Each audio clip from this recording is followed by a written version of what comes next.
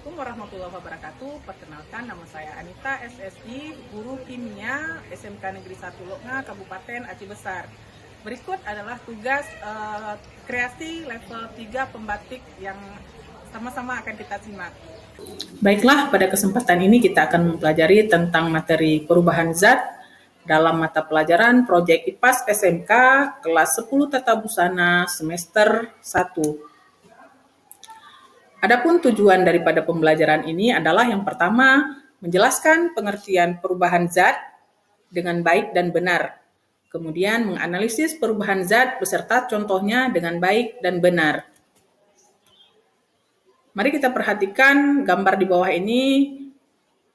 Silakan kita lihat perbedaan di antara kedua gambar ini. Yang pertama itu adalah gambar gula pasir, kemudian yang kedua gambar gula pasir tapi setelah dipanaskan.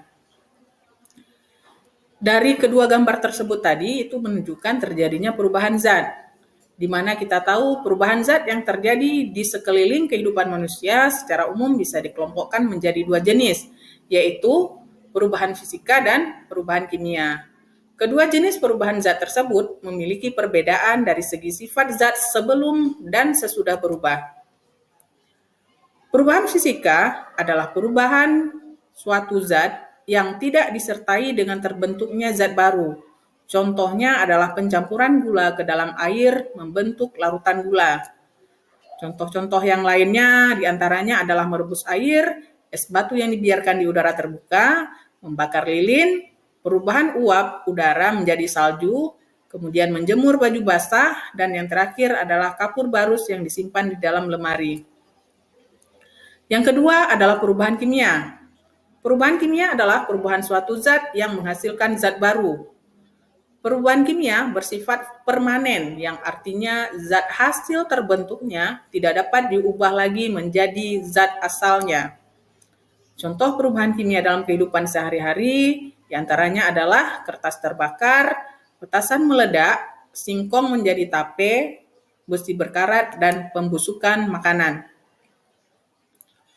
Perubahan kimia disebut juga dengan reaksi kimia, di mana terdapat dua istilah yang digunakan, yaitu zat semula yang dinamakan sebagai reaktan atau pereaksi, dan zat yang terbentuk yang dinamakan hasil reaksi atau produk reaksi. Contohnya, jika kayu dibakar akan menghasilkan arang kayu, di mana kayu itu dinamakan sebagai pereaksi dan arang kayu dinamakan sebagai hasil reaksi. Adapun ciri-ciri telah berlangsungnya reaksi kimia, yang pertama adalah terjadinya perubahan warna, kemudian yang kedua perubahan suhu, yang ketiga pembentukan endapan, dan yang terakhir adalah pembentukan gas. Ini ada contoh soal, silahkan diperhatikan gambar berikut ini, kemudian disebutkan perubahan zat yang terjadi dari gambar tersebut.